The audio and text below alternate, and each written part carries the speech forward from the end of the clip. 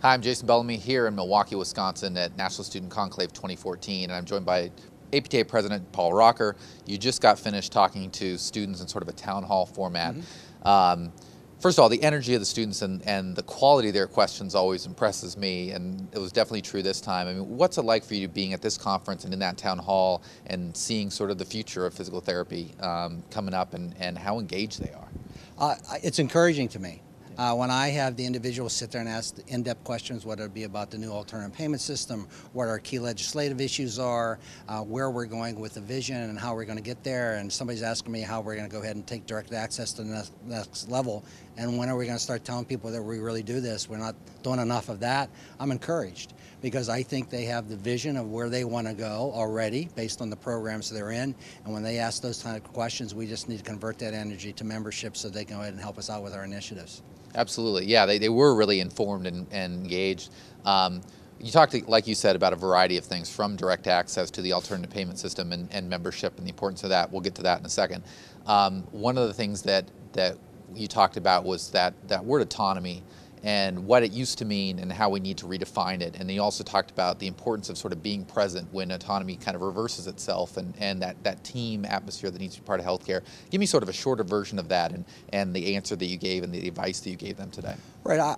Essentially what I told them was I thought that when we moved with the autonomy part of the Vision 2020, we were going in the right direction at the time. We didn't want anyone else dictating to us what physical therapy was for an individual patient, dictating specifically what we wanted to do. Unfortunately, some took that to the negative and that they looked at us like we're now saying that we didn't need them.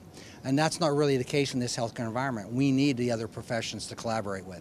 I think we still can have significant autonomy in that we're the physical therapy expert. So if we sit down at a table with a team that's formulating whether it be a clinical pathway, a patient across disciplines, whatever the case may be, we're the expert. We're the ones to make the call on physical therapy. But at the same time, that autonomy doesn't stretch to say that we don't need those other disciplines at the table even, that we can manage them in its entirety. So we're seeing that shift. I think that we have to acknowledge that and still put autonomy in a perspective with regard to the specifics of physical therapy, but not necessarily the healthcare system overall. And you said if they basically get a call from a physician or anyone asking them to see a patient, they need to take the call and be present, right? That's right. If we're going to go ahead and be that provider we want to be, practitioner of choice, for example, and the example I gave them, a PCP office calls up and says, I got acute low back pain. I need to send them over right now. They're really hurting. You got to step up and say, I'm the professional. Come on over. I'm going to manage you and take care of you. That's how we're going to go ahead and transform this profession and transform society and understand what significant role we have in that conservative musculoskeletal management by being an integral part of the team and helping those people manage those patients. One of the students asked you about the importance of membership. You gave him a long answer. You said it was your soapbox answer to what he said was a softball question. So I'm not going to ask you to repeat all of that. But at the end, you did challenge them to be members past that career due standpoint. The short version of why to be a member, you sort of said we can't get by without it, and why? Well, it's all the resources that we have and the initiatives that we have ongoing from a professional membership organization. Whether you look at advocacy, whether you look at payment, whatever the case may be, we have a lot of things going on. And the three areas, practice, education, and research, we have a role there. And we have things that we have to accomplish, but we need members to do that, not only to be our voice, but provide us with the resources as well.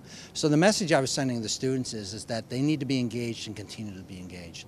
I don't think anyone can afford not to be a member based on the resources, not only that we provide them, but the resources they can be for us as that voice, as well as provide us an input on how we can go and transform the association to meet their needs and have member service as well as a staff capable of doing that within our financial realm to go ahead and be successful.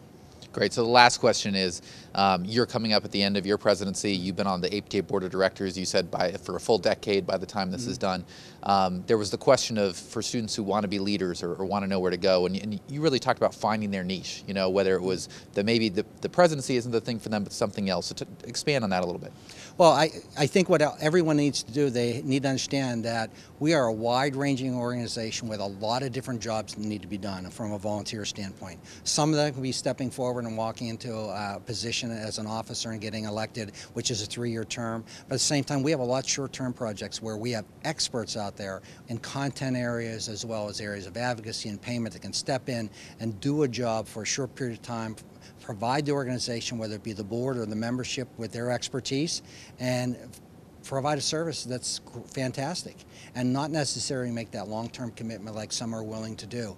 And no one should feel guilty about that, but offer whatever you find as your talent to offer to the association. That talent for that time period will be well appreciated by everyone.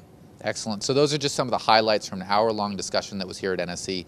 You can actually watch the full archived broadcast of that through the end of the year on the NSC website. Go check that out. Paul Rockar, thank you so much for your Thanks, time. Jason. I appreciate it. To watch other videos like this, go to the NSC website. I'm Jason Bellamy, and I'll catch you later.